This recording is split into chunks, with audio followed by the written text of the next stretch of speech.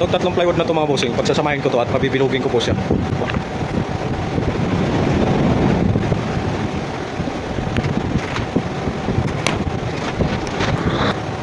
Nakakwadrado pa po ito siya mga boss. Ngayon pabibilugin ko po ito mga bossing.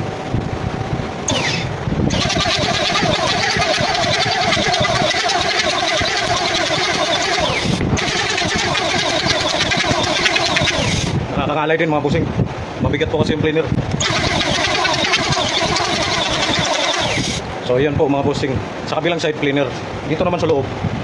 Matagal kasi kung lihain, kaya ang gagamitin ko po rito jigsaw naman mga boss. Mabigat din po yung jigsaw mga bossing. Nakakangalay din. Ito mga boss, para sa mga professional lang po ito mga bossing. Kasi medyo mahirap to dahil madali lang siya kung pantay. Ito kasi mga boss, patagilid to, kaya may pagkadelikado. Wala po kasi kaming router mga bossing.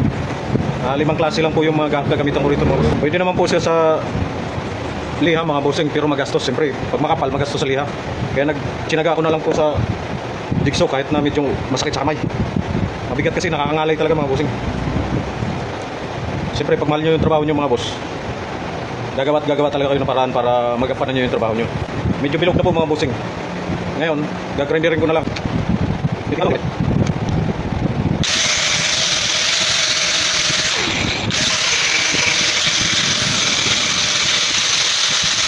Dito naman po mga bossing sa pabilog na to.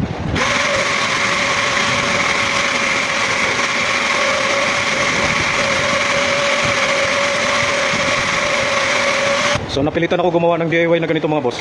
Kasi nga marami akong gagawin na ganito, 15 pieces.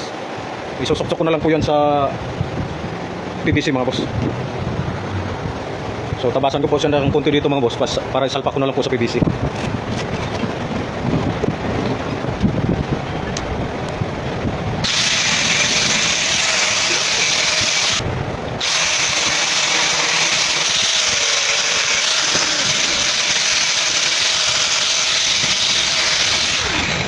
Okay na mga bossing.